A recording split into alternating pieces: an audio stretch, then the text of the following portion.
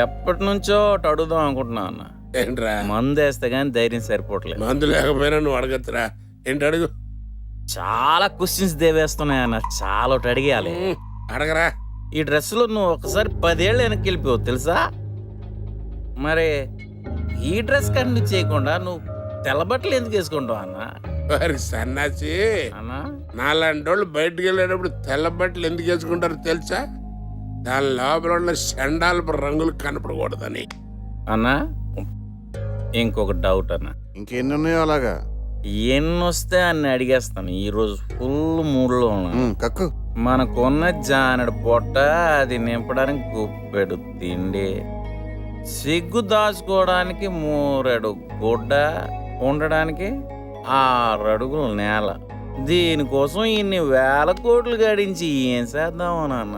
రే పిచ్చోడా, మా నాన్న మాకు సిల్లి గవ్వ కూడా ఇవ్వకుండా, చెప్ప పెట్టకుండా వెళ్ళిపోయాడురా. నన్ను అనాథం చేశాడురా. ఏం చేయాలో తెలీదు. ఆడి శవాన్ని తగలేయడానికి కూడా నా దగ్గర సిల్లి కానీ లేదు. అప్పుడు వచ్చిందిరా చాండాల పాలు వచ్చిన. ఆడి శవాన్ని అమ్మేసి డబ్బు సంపాదించాను అని తగలేశాను. ఆ తర్వాత బ్రోకరేజ్ చేశా, జేబులు కొట్టా, చేయకూడని పనులన్నీ చేసి డబ్బు సంపాదించా. కడుపు నిండిపోయింది. రే, అన్న మదం అన్ని మతాలకి మూలం. మరి కడుపు నిండిపోయింది కదా, ఒక ప్లాట్ఫారం దాంతో కమిట్ అయిపోయా. కమిట్ అయిన తర్వాత అనిపించింది, అమ్మని ఇప్పుడు పిల్లలు పుడితే ఇలా పరిస్థితి ఏంటి అని.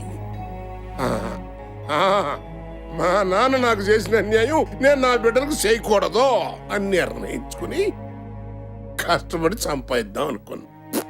ఎట్టరా, చదువా లేదు.